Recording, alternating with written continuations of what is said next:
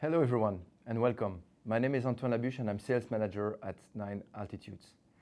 We are here today at L-Acoustics to explore their perspective on sustainability and how it shapes their business and operations. To start, Françoise and Ayoub, could you please introduce yourself and tell a bit more about L-Acoustics?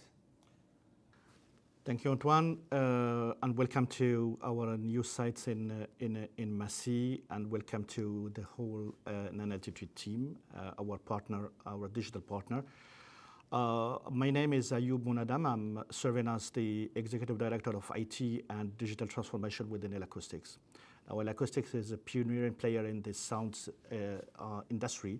We are producing, designing, developing, and producing high-end products in the immersive sound industry, not only hardware but also software and solutions for the sound engineers and the sound architects. And again, welcome, and I'm happy to be here in this interview with you and with my colleague Françoise. Thank you, Ayoub. So I'm Françoise Cardozo. I'm the CSR Director, acting as global level for L-Acoustics and also working hand in hand with Ayoub and all my colleagues from the other divisions. Thank you, Françoise and Ayoub. Next to you is Joseph. Joseph, could you please introduce yourself too and tell us what's your connection with L-Acoustics? Yeah, thanks, Antoine. My name is Joseph Sekaris. I'm Business Development Director at 9Altitudes, and also leading the sustainability practice. And we are a proud partner of L-Acoustics, enabling their digital trend. Today's topic is one that's becoming increasingly vital across industry. That's sustainability. Françoise, Ayoub, L-Acoustics has made sustainability a core part of its mission. Let's dive into how and why. Can you tell us a bit more about L-Acoustics' journey towards sustainability and what motivated the company to prioritize this? Indeed. For L-Acoustics, sustainability is not only part of our core values, it's also a key pillar of our strategic roadmap. I think we are all part of the CSR strategy, even if it's led by Françoise, but it's diffused in all the divisions. From my perspective as IT and digital, CSR or our impact on the sustainability specifically is part of the key objectives of my division, and I think each of my team members has an objective for on the CSR part, and I think we are very aligned with Françoise to achieve globally as one L-Acoustics our CSR objectives this year. Thank you, Ayoub. Indeed, sustainability has been a part of L-Acoustics' DNA since 40 years, so it's obvious for us. And then we just formalized a clear strategy. Why we prioritize this, it's because we really believe that it's really something that can help us to grow, innovate better, because environment and social development are really key to grow and to make a difference within the market. Thank you, Françoise. Another question for you both. Why is L-Acoustics investing in sustainability and what are the drivers? Well, I think as Françoise has just mentioned, sustainability is not something new within L-Acoustics. I think L-Acoustics, if you take the history of L-Acoustics, it's a sustainable by design company.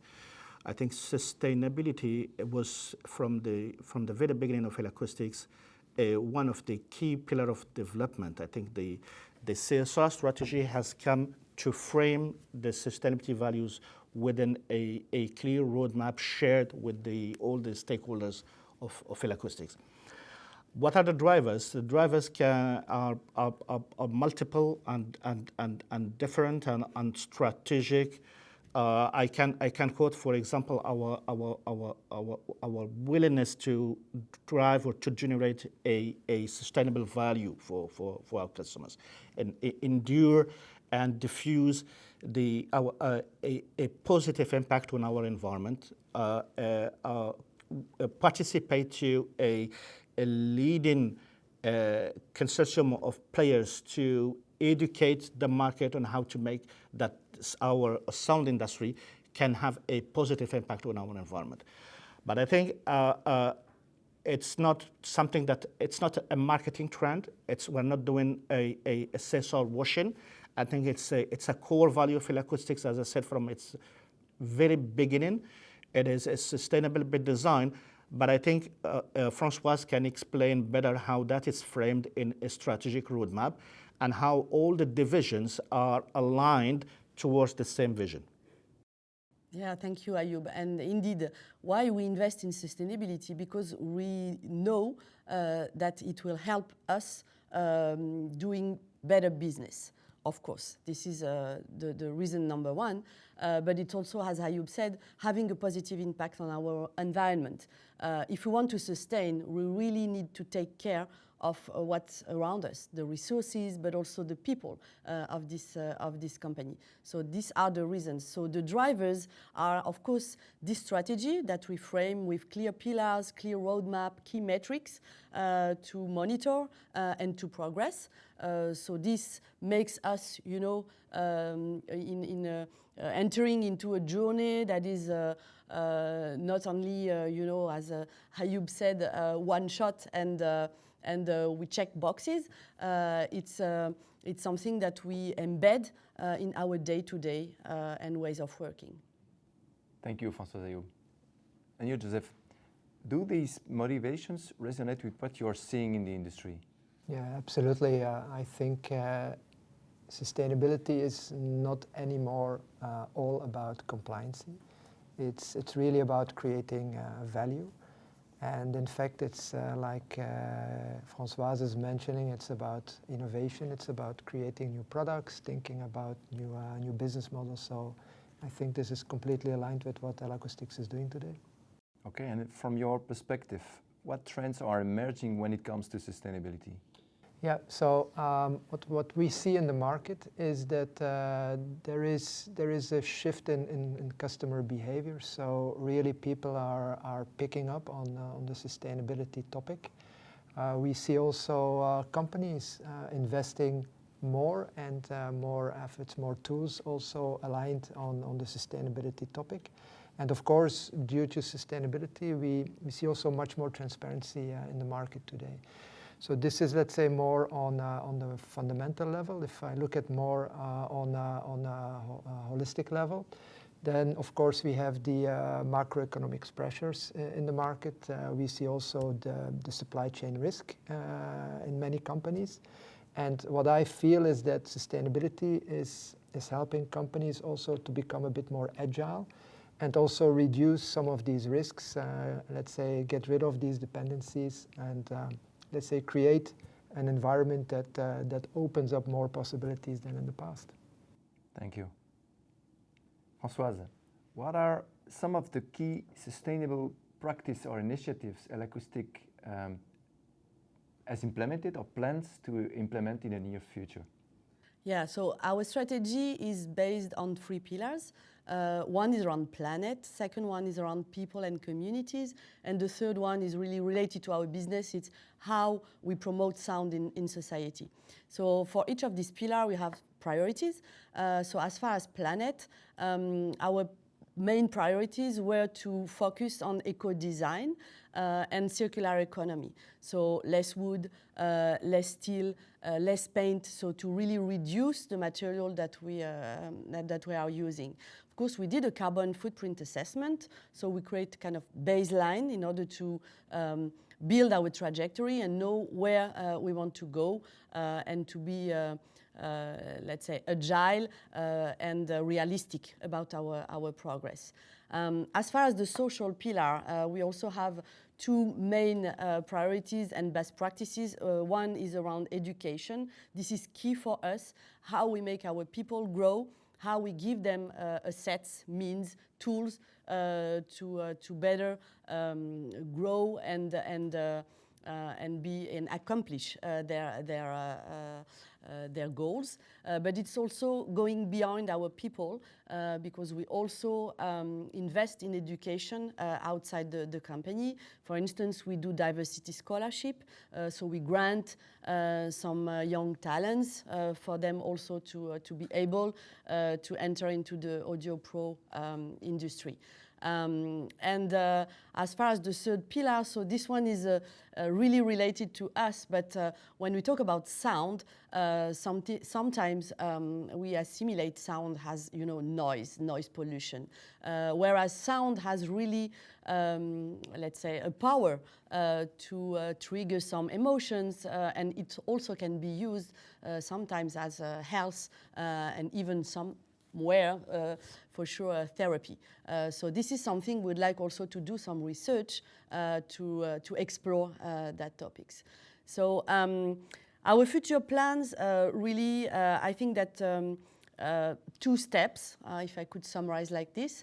One is to continue the deeper integration of sustainability within the business and across all divisions. So it's kind of, fully integrated and not something top-down or aside. And I think that the second vision, I'd like to say that if my role disappears and if the sustainability, CSR becomes invisible, I think I will win. Thank you. And were there any obstacles you faced while adopting sustainability in L-Acoustics, and how did you overcome them? Yeah, the first challenge was really to structure a roadmap. You need kind of a baseline, as I said, scientific data, because otherwise you don't know where to go. So this was a main challenge because then you have to create this baseline. Standards that do not exist in our industry, so it's very hard, to compare and to have kind of reference. So this was a challenge, but we overcome that by being part of some forum and some association with the Music Sustainability Alliance, where MIT is also part of it, in order to co-create these standards and make them a reference for the entire industry. The second challenge was more around people awareness, because we are not all at the same page as far as sustainability. You have some beliefs, you have some behaviors, you have some fears as well. So the challenge was to explain to all, demystify what does it mean for you as a citizen, but what does it mean for us as a company, which is not the same, being all together in a company, and we are not perfect. That was one challenge. So how did we overcome that? We conduct some workshops. We did some climate fresks, also with Ayoub's team. So people are aware about, the big picture, what is around us, why we need also to look at that. Environmental stakes, of course, climate change, but also all what we've seen around diversity, around inclusion of people, around gender equality and all these things. So education and increasing awareness was the key, let's say, action to overcome that challenge. Maybe last one was also to let's say change the vision of sustainability. As you said, Joseph, it's not only a compliance, it's not constraint. So how do you turn that into an opportunity that makes you do things better? Of course, we've been involved in the European regulation, the CSRD, the compliance about reporting on extra financial data. And of course, it's a huge process, a lot of questions, very complex. But with the COMEX, we succeed in making this, okay, this will help us also to progress, to select what the priorities could be, and also identify things that we've not seen before. So, yeah. Thank you. Ayoub, I don't have to convince you that in order to report effectively on sustainability, data is truly essential. Where do you source your data from? I think you're absolutely right, Antoine. I think data is the raw material for any transformational process. And I think we have different categories of the data for sustainability. So of course we have the data coming from our transactional systems, from our internal systems, which are basically the ERP, the CRM, the warehouse management systems and other systems, especially manufacturing systems and distribution systems. So this is the data that we have internally. We know it's a structured data. We know how to consume and how to consolidate within a global data warehouse. But we do have also data coming from external sources, specifically from governmental agencies. We're working with ADEM and other databases, external databases that have for years collected measures and metrics. We collect data also from some customers' insights. We tend to measure our feedback, our customers' feedback regarding our sustainability and our CSR strategy. And finally, I think we have started or launched in a big IoT program. So we are able now to measure exactly the productions and other metrics regarding manufacturing in the real time. So all these data sources, we are consolidated them in one, we call it one unified data platform. And it's made available to the businesses for reporting, not only historical reporting, but also real-time reporting and predictive analytics. Thank you, Ayoub. And how do you consolidate and manage data across the organization? Well, we have a strategy called L-Acoustics Data Driven. I think sustainability is a masterpiece of this global strategy. The data driven is articulated around 4 pillars. The first one is a clear governance and giving the ownership of the data to the business and having a collaborative governance between IT and digital and the business divisions. So that's the first pillar, is who is owning the data and who is stewarding the data. That's very important to understand the scope of each one. The second one is, instead of having a patchwork of fragmented data sources and replicating the data storage for each purpose, we are going towards a unified data platform that will give us a one consolidated platform to consume the data, whatever it's for reporting, for process simulations, for leading or lagging KPIs of predictive analytics. All the data will be in one single source, and that is our cloud unified data platform that is live this year in 2025. And will be one of our drivers towards a better consumption and better usage of the data within L-Acoustics. Nevertheless, I don't think we have to take it only from the technical perspective. I think one of the key questions that we are asking in terms of governance is who will be using the data and for what purpose? Because the objective at the end of the day is to collect the data from different sources for a reason, and that reason has to be articulated around a business case. The objective is not to multiply the number of reports and the number of dashboards that no one will be looking at. Our objective within L-Acoustics as IT and digital is transforming the data to insights. And that's, we're not giving raw data to the business, we're giving them information for decision making, and we're giving them insights to optimize their business processes. And that is the data-driven L-Acoustics is working on for 3 years now, and I think it's achieving a big milestone this year with the unified data platform. Okay, and what do you use the data for specifically, and could you give us some example? I can give you 3 examples. So historically within L-Acoustics, data was used for a reporting, for analytics, and it can be whether to evaluate the performance of a business process or to drive an operational process with the data.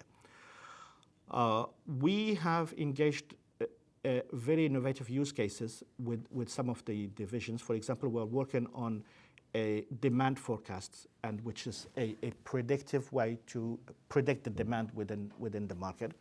We have also a lot of IoT reports, and this is a real-time measurement of our industrial capacity and industrial performance. Thank you, Ayoub. And Joseph, how critical is structured data when it comes to driving sustainability initiatives? Yeah, it's absolutely important. I just want to build on what Ayoub has said. Let me use an analogy of a library. If you go to a library and you want to take out a book, just imagine having all these books on a pile, and you want to search and you want to find your book that you're looking for.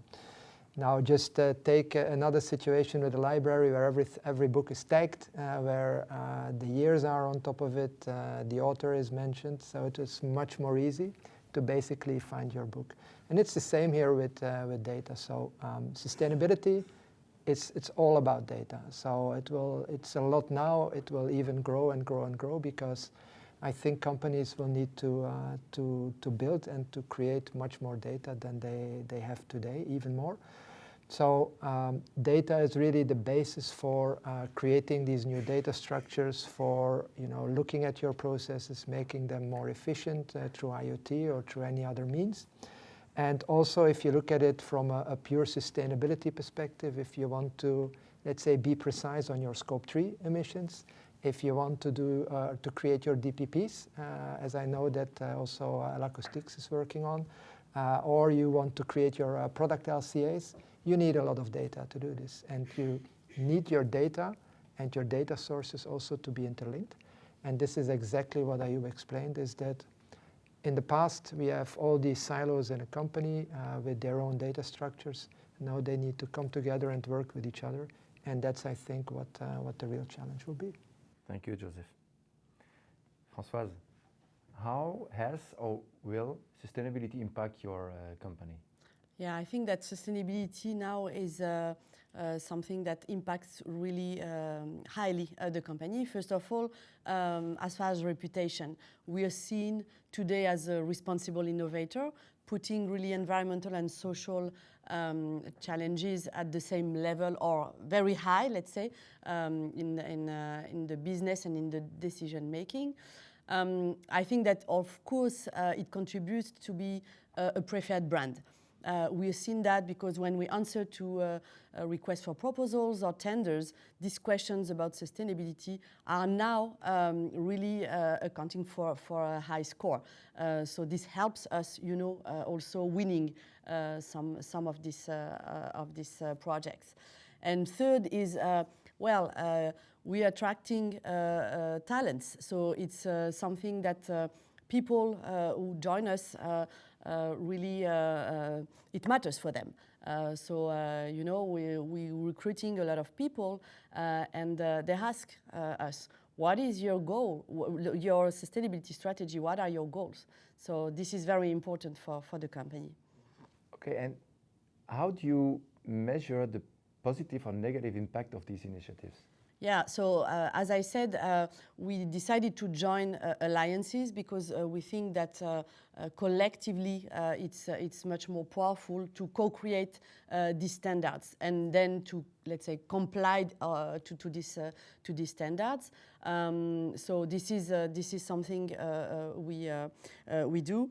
The second thing is that we have been part also of different projects, such as the repairability index. So we co-created it also with other stakeholders, and the objective was to score the products as far as their repairability. So as we do that since the beginning, we have more than 24,000 kits per year. So it's really very important to us. So we measure also through that KPIs. And as Ayoub said, so we did our carbon footprint assessment, Scope 1, 2, and 3 as well. And we know that Scope 3 is the most complex, as it's about the usage and the end of life of our products, but really invested in that to be able, to also have an impact on this Scope 3 with our suppliers, with our clients, and this is something that makes us alive. Joseph, What role do you believe innovation plays in achieving sustainability in the industry? Yeah, if I listen to what Françoise is giving as examples, it's innovation. It's not only about technology, so it's a bit more. In order to be sustainable, you need to interact. You need to interact with your internal stakeholders, with your external stakeholders, meaning that you need to build some kind of trust. Okay. If you want to be also sustainable, it's not just about trust, but also you need to show commitment. I think you mentioned SBTIs, so you need to commit to certain targets, to certain goals. So if you create the trust and you show your commitment, with these two, of course, you can really move the needle. So actually, you can have impact with innovation. So not just technology, but really interacting, creating trust, and showing commitment. Thank you, Joseph. Another question for you, Françoise. How does L-Acoustics engage with its stakeholders? I mean, including customers and suppliers to promote sustainability. Yeah, thank you for this question. I think that it's a key question, and it's really at the core of what we do. First, we of course did an assessment of our impact, risks, and opportunities, and it was the opportunity to question our suppliers, but also our customers about their expectations, and it was fundamental for us to integrate that expectations. But as I said, we also are working actively with others. So we joined one movement called Earth%, which is an international one created by Brian Eno, and with the aim of contributing to really making change as far as environmental challenges. And here we are promoting and supporting some initiatives that really fight climate change at local level. We also joined a Greener Future, so it's also an international association in order to challenge our practices, environmental practices, and also to integrate, what are the trends and what we could do better. As far as social, so you have seen that we are part of the Engage and Care Corporate Coalition, so 15 big corporates, and we are part of it, so we are medium size, but as far as our commitment, they decided to integrate us, and this is also an opportunity to share best practices and to be inspired by others, but also to inspire others, because the topics around social, health and well-being, mental health, and so on, are really also something that we face, of course. So joining this coalition is also an opportunity for us to co-create with them and to engage with international NGOs such as WHO or the International Labour Organization. So that's the way we do things. It's also a matter of transparency, as you said, Joseph, being humble, close to all these stakeholders, and really always thinking that together we can really move forward, and alone it's more complex. Thank you. We can clearly notice you are already quite far in the sustainability journey, Françoise. Could you please, what advice would you give to other companies in this industry looking to adopt more sustainable practices?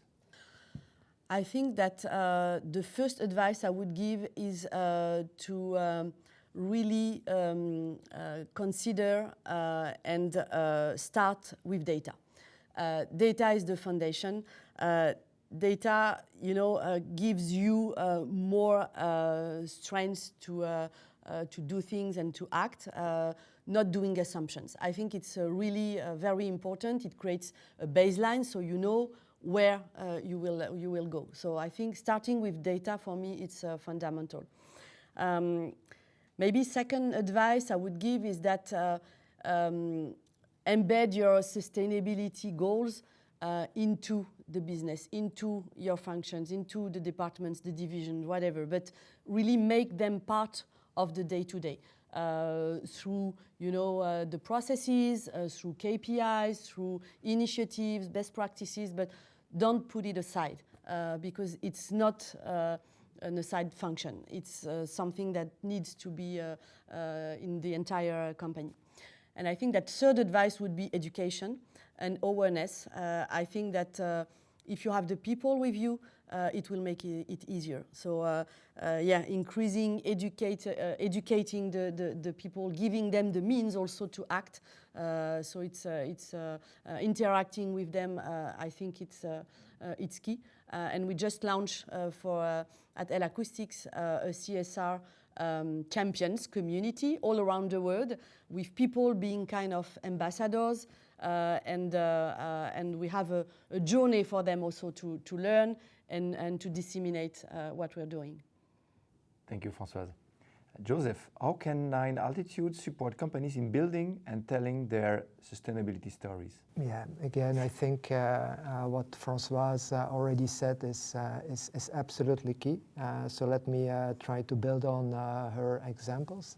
So I can imagine that many companies are facing the sustainability challenge as something that is coming on top of many other activities, many other priorities that are key for them. Nevertheless, I do believe that with already the data, with already the content that many companies have, you can already start doing something on the sustainability level. So my advice would be already start using the data that you already have.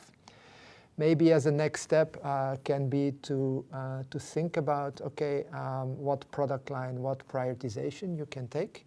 You do not need to do everything, so start with one project, with one product line, be as concrete as possible in order to show the added value, to show the impact that, let's say, a sustainable approach can have for you.